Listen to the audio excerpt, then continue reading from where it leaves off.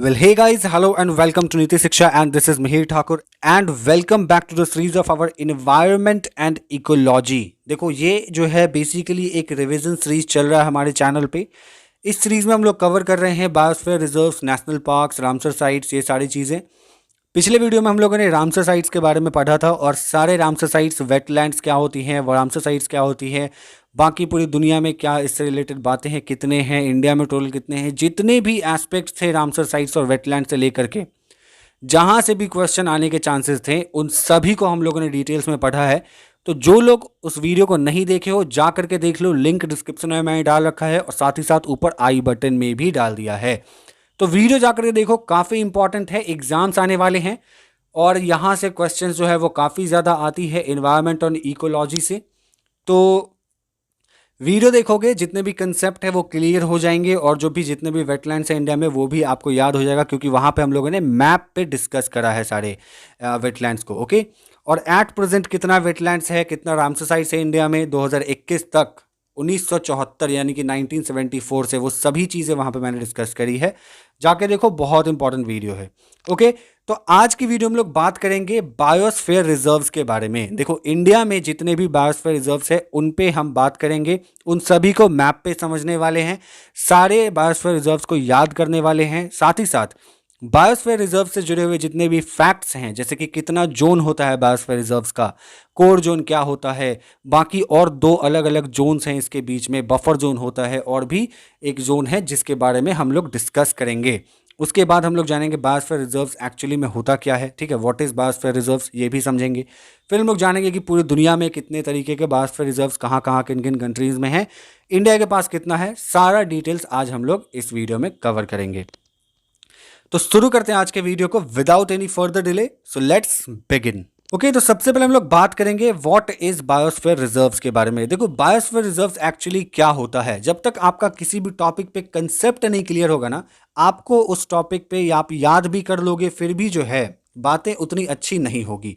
तो कोई भी टॉपिक शुरू करने से पहले कंसेप्ट क्लियर करो कि बायोस्फीयर रिजर्व्स क्या है। बायोस्फीयर रिजर्व्स एक एरिया होता है, जैसे कि कोई एक पर्टिकुलर एरिया है जहाँ पे रिच बायोडाइवर्सिटी है। रिच बायोडाइवर्सिटी का मतलब कि काफ़ी ज़्यादा वाइल्ड लाइफ वहाँ पे एग्जिस्ट कर रही है, काफ़ी फ्लोरा फौनास जो है वहाँ पे एग्जिस्ट कर रही है, बर्ड्स हैं, एनिमल्स हैं, एक्वेटिक टेरेस्टेरियल्स वहाँ पे इन्वायरमेंट है, बायोडाइवर्सिटी है।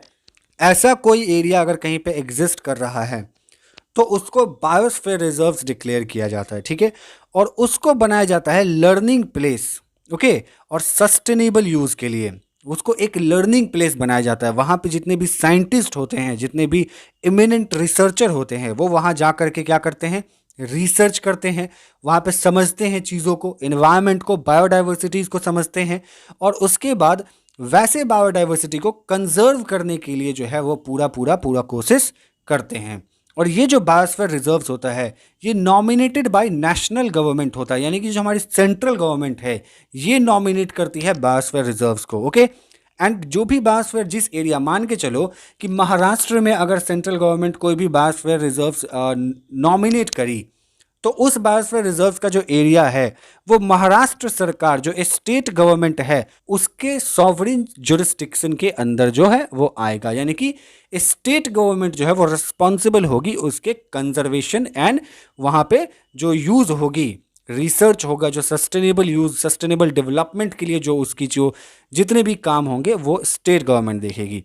सिंपल एग्जाम्पल अगर बात करेंगे तो एक तरीके का ये प्रोटेक्टेड एरिया होता है जो कि कंजर्व करता है प्लांट्स एंड एनिमल को। ओके, अब हम लोग बात करेंगे कि पूरी वर्ल्ड में जो बायोस्फीयर रिजर्व्स का डिस्ट्रीब्यूशन है, ओके, जो डिस्ट्रीब्यूशन है बायोस्फीयर रिजर्व्स का वो कहाँ कहाँ है, कितना कितना है। अफ्रीका की बात करें तो अफ्रीकन कंटिनेंट में लगभग 31 कंट्रीज ऐसे हैं जिनके पास 85 साइट्स है, ठीक है। तो अफ्रीका में 31 कंट्री को मिला करके टोटल 85 साइट्स है, यानी कि 85 बायोस्फीयर रिजर्व्स है। उसके बाद अरब स्टेट्स में अगर हम बात करते हैं तो 12 कंट्री के पास लगभग 33 साइट्स है बायोस्फीयर रिजर्व्स की। Asia and the Pacific region की अगर हम बात करें तो वहाँ पे 24 कंट्री में लगभग 175 जो है वो साइट्स है। ओके, उसके बाद यूरोप एंड नॉर्थ अमेरिका की अगर हम बात करते हैं तो वहाँ पे 38 कंट्री को मिला करके टोटल 302 साइट्स जो है वो बायोस्फीयर रिजर्व्स की हो जाती है। Latin America and Caribbean, okay, Latin America and Caribbean वाले रीजन में लगभग 21 कंट्रीज को मिला दें हम अगर, तो 130 साइट्स जो है वो बायोस्फीयर रिजर्व्स की हमें देखने को मिलती है। ओके, यहां तक क्लियर है? ओके, अब हम लोग बात करेंगे बायोस्फीयर रिजर्व्स के फंक्शन में। ठीक है, क्या फंक्शन होती है बायोस्फीयर रिजर्व की? देखो, तीन तरीके की मेजर फंक्शन होती है बायोस्फीयर रिजर्व की। तीनों फंक्शन में से पहला फंक्शन है तुम्हारा कंजर्वेशन फंक्शन। कंजर्वेशन फंक्शन क्या होता है?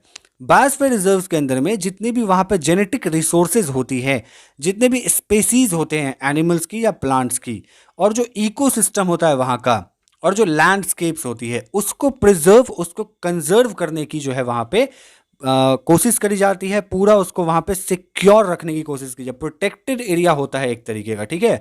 और इसमें जोन डिवाइडेड होता है, ठीक है। जोन डिवाइड होता है कि इस जोन जो है वो काफ़ी ज़्यादा हाईली सिक्योर्ड एरिया होगा, ठीक है। वहां पे जो है चीज़ें प्रोहिबिटेड होंगी। इसको भी हम आगे समझेंगे कि कौन कौन सा एरिया किस किस चीज़ें के लिए जो है, कौन कौन सी चीज़ के लिए जो है प्रोहिबिटेड होती है, और कौन कौन सी चीज़ें वहां पे हम कर सकते हैं। तो ऐसे ही जो है क्या होता है, सबसे पहला फंक्शन कंजर्वेशन में हम वहाँ पे कंजर्व करते हैं स्पेसीज को, यानी कि प्लांट एंड एनिमल के स्पेसीज को, इकोसिस्टम को, लैंडस्केप को, और जेनेटिक रिसोर्सेज को वहाँ पे प्रोटेक्ट किया जाता है। दूसरा जो फंक्शन आता है वो होता है डेवलपमेंट फंक्शन, ठीक है। डेवलपमेंट फंक्शन किस तरीके का? देखो, हम लोग प्रमोट करते हैं बायोस्फीयर रिजर्व्स वाले एरिया में कि sustainable human and economic development हो। किस तरीके से? देखो, कुछ एरिया जो होती है बायोस्फीयर रिजर्व्स की, थोड़ा दूर के एरिया की अगर हम बात करें, तो वहाँ पे कुछ चीज़ें जो है वो अप्रूव्ड होती है, मतलब कि परमिटेड होती है। जैसे कि फिशिंग जो है वहाँ पे परमिटेड होती है, टिम्बर्स जो होता है वहाँ पे प्रोडक्शन उसका परमिशन होता है, कुछ जो है टूरिज्म भी वहाँ पे परमिटेड होती है। अगर आप थोड़ा दूर जो है चले जाओगे बायोस्फीयर रिजर्व से, वो एक अलग से जोन में आती है, उस पर भी हम लोग डिस्कस करने वाले हैं। तो वहाँ पे क्या होगा कि ह्यूमन का जो इकोनॉमिक डेवलपमेंट है, ऑब्वियसली टूरिज्म बढ़ेगा, है ना, वहाँ पे बिजनेस बढ़ेगी, फिशिंग बढ़ेगी, तो इकोनॉमिक डेवलपमेंट होगा। अब जैसे ही इकोनॉमिक डेवलपमेंट होगा तो क्या होगा कि ह्यूमन के स्टैंडर्ड ऑफ लाइफ भी वहाँ पे क्या होगी, इंक्रीज करेगी। तो ये बात आपको समझ में आ गई होगी यहाँ पे कि जिस एरिया में अगर बायोस्फीयर रिजर्व डिक्लेयर किया जाएगा या नॉमिनेट किया जाएगा, और उस एरिया को अगर बायोस्फीयर रिजर्व डिक्लेयर कर दिया जाए, तो वहाँ के आसपास के एरिया की सिचुएशंस जो है वो क्या हो जाएगी, बहुत ही अच्छा हो जाएगा, ठीक है। वहाँ पे नेचर प्रोटेक्ट करी जाती है और ह्यूमन के स्टैंडर्ड ऑफ लाइफ भी इंक्रीज हो जाती है, इकोनॉमिक डेवलपमेंट भी इंक्रीज हो जाती है। तो ये बेनिफिट यहाँ पे देखने को मिल रही है। तीसरा जो फंक्शन है वो लॉजिस्टिक सपोर्ट फंक्शन, ठीक है। लॉजिस्टिक सपोर्ट फंक्शन क्या है? ये प्रोवाइड करता है जितने भी रिसर्चर होते हैं, जितने भी साइंटिस्ट हैं, ठीक है, जितने भी एनालिस्ट हैं जो एनालाइज करते हैं, वो उस एरिया में जा करके एडुकेशन लेते हैं, ट्रेनिंग लेते हैं, साथ ही साथ रिसर्च करते हैं, है ना। वहाँ पे एनालाइज करते हैं जो भी इश्यूज होती है कंजर्वेशन से रिलेटेड, कि किस तरीके से जो है वो कंजर्व कर सकते हैं हम अपने बायोडाइवर्सिटी को, इन्वायरमेंट को, है ना। और जो नए नए स्पेसीज मिलते हैं, कई बार आपने सुना होगा कि ये स्पेसीज फाउंड हुई है, ये स्पेसीज फाउंड हुई है, ये प्लांट है, ये इसका ऐसे ग्रोथ है। तो जितने भी तरीके का रिसर्च होता है वहाँ पे रिसर्च और एनालिसिस भी काफ़ी प्रमोट करी जाती है। तो ये चीज़ें जो है यहाँ पे फंक्शंस में देखने को मिलती है। देखो, जैसा हम पहले बात कर रहे थे जोन्स की, वैसे ही ये देखो पूरा बायोस्फीयर रिजर्व का डायग्राम आपके सामने मौजूद है। इसमें ही सारा जोन जो है वो आपको देखने को मिलेगा। एक जोन है जो हम बात कर रहे हैं ट्रांजिशन एरिया जोन की, ठीक है। दूसरा जोन है जो है बफर जोन। तीसरा जोन है वो है कोर जोन, ठीक है। ये देख रहे हो आप, ये जो पूरा एरिया है ना, यहाँ से लेकर के ये पूरा एरिया बायोस्फीयर रिजर्व है, ठीक है। और यहाँ पे अलग अलग जोन हैं। अब अलग अलग जोन की क्या काम है उसको हम लोग डिस्कस करते हैं।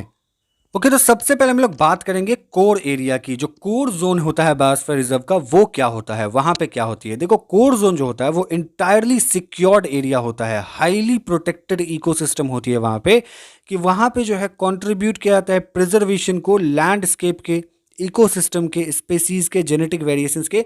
तो ये जो एरिया होता है कोर जोन, वो बहुत ही हाईली सिक्योर्ड एरिया होता है। ओके, वहाँ पे बहुत चीज़ें जो है प्रोटेक्टेड होती है, प्रोहिबिटेड होती है। वहाँ पे ह्यूमन सेटलमेंट नहीं हो सकता, ह्यूमन गैदरिंग नहीं, हंटिंग नहीं, किसी भी तरीके की आप वहाँ पे बायोडाइवर्सिटी को हार्म नहीं पहुँचा सकते। जो है आम आदमी को वहाँ घूमने का जो है वो वहाँ पे रेस्ट्रिक्शंस होती है। तो ये बहुत ही हाईली प्रोटेक्टेड एरिया होता है कोर जोन वाला, जैसे कि आपको डायग्राम में दिखाया मैंने। इसके बाद फिर हम लोग एक बार डायग्राम को एनालाइज कर लेंगे, ठीक है। बफर जोन जो है, बफर जोन क्या होता है, ये एरिया होता है जहाँ पे लोग, जितने भी साइंटिस्ट होते हैं, जितने भी रिसर्चर्स होते हैं, वो यहाँ पे ट्रेनिंग लेते हैं, एजुकेशन लेते हैं, रिसर्च करते हैं। तो ये वाला एरिया जो होता है वो बेसिकली एजुकेशन के लिए होता है, बेसिकली रिसर्च के लिए होता है, ठीक है, कि किस तरीके से जो है वो कंजर्वेशन के इश्यूज को समझा जाए, नए नए स्पीसीज को समझा जाए, जो एक्सपेरिमेंट कर सकते हैं वहाँ पे, उन चीज़ों को हम लोग वहाँ पे देखते हैं।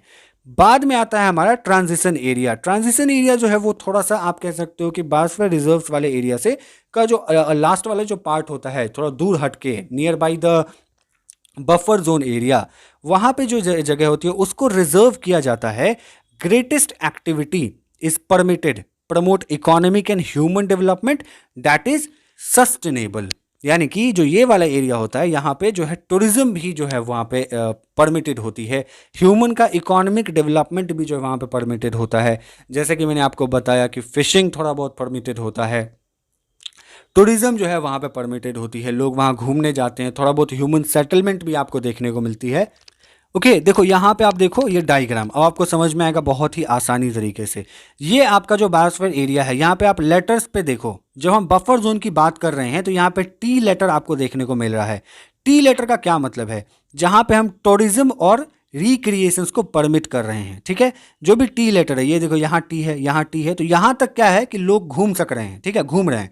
लेकिन इसके अंदर क्या है, कोर एरिया है। कोर एरिया में एम लेटर आपको दिख रहा है। एम लेटर का मतलब कि ये मॉनिटरिंग एंड रिसर्च एरिया होता है, काफ़ी ज़्यादा वहाँ पे जो हाईली प्रोटेक्टेड एरिया होता है, काफ़ी सिक्योर्ड एरिया होता है, वहाँ पे सिर्फ साइंटिस्ट और रिसर्चर्स ही जाते हैं। उसके बाद ई लेटर्स आपको दिखा है कहाँ पे, बफर जोन वाले एरिया में। ई लेटर्स का क्या मतलब है कि एजुकेशन एंड ट्रेनिंग, जो मैंने आपको बताया कि यहाँ पे जितने भी साइंटिस्ट हैं वो वहाँ जा करके एजुकेशन कर सकते हैं, वहाँ पे ट्रेनिंग ले सकते हैं कि किस तरीके से वो कंजर्वेशन इश्यूज को कर्ब कर सकते हैं। उसके बाद आपका आता है लास्ट में आर लेटर वाला एरिया। आर लेटर वाला एरिया भी आपको समहाउ नियर बाई दिखेगा आपको बफर जोन के एरिया में। यहाँ पे वही चीज़ है कि रिसर्च स्टेशन और एक्सपेरिमेंटल रिसर्च साइट, यानी कि लैबोरेटरीज वगैरह जो भी होती हैं, जितना भी एक्सपेरिमेंट वगैरह किया जाता है वो इसी एरिया में किया जाता है। ओके, देखो आई थिंक आपको यहाँ तक क्लियर हो गया है सारा चीज़। और अगर आपको कोई क्वेरीज माइंड में रह गई है, कमेंट बॉक्स में पूछने में बिल्कुल मत हिचकिचाओ, I will definitely try to solve your queries. Okay, आगे अब हम लोग बात कर रहे हैं। ओके, अब हम लोग बात करेंगे फाइनली जितने भी बायोस्फीयर रिजर्व्स हैं उनको मैप पे डिस्कस करेंगे, याद करेंगे, देखेंगे कि कहाँ कहाँ पे कौन कौन से स्टेट में कौन कौन सी बायोस्फीयर रिजर्व्स है। काफ़ी इंपॉर्टेंट सेक्शन आ गया इस सेशन का, इसे ध्यान से देखो, याद कर लेना, एकदम रट लेना है एकदम, ठीक है, एकदम अच्छे से याद होना कि क्वेश्चन कहीं से आए ना, छूटना नहीं चाहिए एकदम से।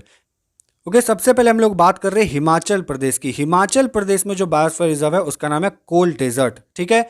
याद कैसे रखना है, हिमाचल प्रदेश में कोल डेजर्ट है, तो हिमाचल प्रदेश ठंडा एरिया है, कोल डेजर्ट कहाँ होगा, हिमाचल प्रदेश। ओके, अब हम लोग बात करते हैं उत्तराखंड की। उत्तराखंड में कौन है, नंदा देवी है, ठीक है। तो नंदा देवी कहाँ है, उत्तराखंड में है, बिल्कुल याद कर लेना है, नंदा देवी उत्तराखंड, ठीक है। उसके बाद थोड़ा और नीचे आते हैं। ओके, अब हम देख रहे हैं कि रन ऑफ कच्छ, ठीक है, Rann of Kutch biosphere reserve ही है, ठीक है, याद रखना, Rann of Kutch biosphere reserve है। कच्छ वाला एरिया कहाँ है, गुजरात में है, याद रखना है। तो गुजरात में रन ऑफ कच्छ है, एकदम याद रख लेना है, नहीं भूलोगे, आई होप नहीं भूलोगे। अब देखो, जो लेटेस्ट बायोस्फीयर रिजर्व है वो 2020 में बनाया गया था, और वही है कौन है, पन्ना बायोस्फीयर रिजर्व। याद रखना कि पन्ना बायोस्फीयर रिजर्व जो है वो लेटेस्ट है, जो कि मध्य प्रदेश का है, 2020 में इसको बनाया गया था, ठीक है। अब आता है आपका अचनाकमर अमरकंटक। याद रखना है इसको, अमरकंटक से आपको याद रखना है, इसका पूरा नाम है अचनाकमर अमरकंटक। अब ये चीज पूछेगा आपसे कहाँ पे है, याद रखना कि जो मध्य प्रदेश वाला रीजन है और छत्तीसगढ़ वाला रीजन है, ये बॉर्डर पे जो है, इसी बॉर्डर पे ये वाला बायोस्फीयर रिजर्व एग्जिस्ट कर रहा है, अमरकंटक वाला। तो मध्य प्रदेश और छत्तीसगढ़ के बॉर्डर पे, ठीक है। उसके बाद नीचे आएंगे हम लोग, मध्य प्रदेश में एक और बायोस्फीयर रिजर्व है जिसका नाम है पचमढ़ी, ठीक है। पचमढ़ी जो बायोस्फीयर रिजर्व है वो भी मध्य प्रदेश में है। टोटल मध्य प्रदेश में 3 बायोस्फीयर रिजर्व हो जाएंगे अगर हम बात करेंगे बॉर्डर को लगा करके छत्तीसगढ़ वाला, तो ठीक है। वैसे मेनली मध्य प्रदेश के अंदर में 2 बायोस्फीयर रिजर्व रहेंगे, एक पन्ना रहेगा और एक पचमढ़ी रहेगा, ठीक। उसके बाद हम लोग बात करेंगे उड़ीसा। उड़ीसा में देखो सिमलीपाल बायोस्फीयर रिजर्व है, ठीक है। उड़ीसा में कौन है, सिमलीपाल बायोस्फीयर रिजर्व। उसके बाद है वेस्ट बंगाल। वेस्ट बंगाल में सुंदरबन है, याद रखना सुंदरबन डेल्टा आपको याद ही रहेगा कि वहां पे है, वेस्ट बंगाल में है। तो क्या हो जाएगा कि वेस्ट बंगाल में क्या है, सुंदरबन बायोस्फीयर रिजर्व। उसके बाद हम नॉर्थ ईस्ट की बात करेंगे। अब नॉर्थ ईस्ट में देखो मैक्सिमम बायोस्फीयर रिजर्व आपको देखने को मिलेंगी। कंचनजंगा जो है वो सिक्किम में है, याद रखना बहुत ही फेमस बायोस्फीयर रिजर्व है। कंचनजंगा कहाँ है, सिक्किम में है। उसके बाद असम में क्या है, मानस। असम में क्या है, मानस। असम में क्या है, मानस, ठीक है। उसके बाद मेघालय। मेघालय में क्या है, नोकरेक। मेघालय में क्या है, मेघालय में कौन सा बायोस्फीयर रिजर्व है, नोकरेक, ठीक है, मेघालय में नोकरेक। उसके बाद ऊपर थोड़ा चलो, असम में एक और बायोस्फीयर रिजर्व दिखने को मिलेगा आपको जिसका नाम है डिब्रू साइखोवा। असम में कितना बायोस्फीयर रिजर्व हो गया, दो, एक मानस और दूसरा डिब्रू साइखोवा। असम में कितना हो गया, दो, मानस और डिब्रू साइखोवा। उसके बाद आएगा आपका अरुणाचल प्रदेश। अरुणाचल प्रदेश में कौन सा बायोस्फीयर रिजर्व हो जाएगा, तो दिहांग और दिबांग, ठीक है, दिहांग दिबांग बायोस्फीयर रिजर्व है अरुणाचल प्रदेश में। दिहांग और दिबांग बायोस्फीयर रिजर्व कहाँ है, अरुणाचल प्रदेश। ओके, अब हम लोग बात करेंगे साउथ की। साउथ में देखो आंध्र प्रदेश में एक बायोस्फीयर आपको मिलेगा, सेचलम। ओके, सेसचलम। उसके बाद आप आओगे नीलगिरी। नीलगिरी जो है वो इंडिया का सबसे ज्यादा famous and first biosphere reserve है। याद रखना कि पहला biosphere reserve Nilgiri biosphere reserve कहाँ है, केरला, तमिलनाडु, कर्नाटका के ट्राई जंक्शन पे। केरला के तमिलनाडु और कर्नाटका के ट्राई जंक्शन पे आपको नीलगिरी देखने को मिलेगी।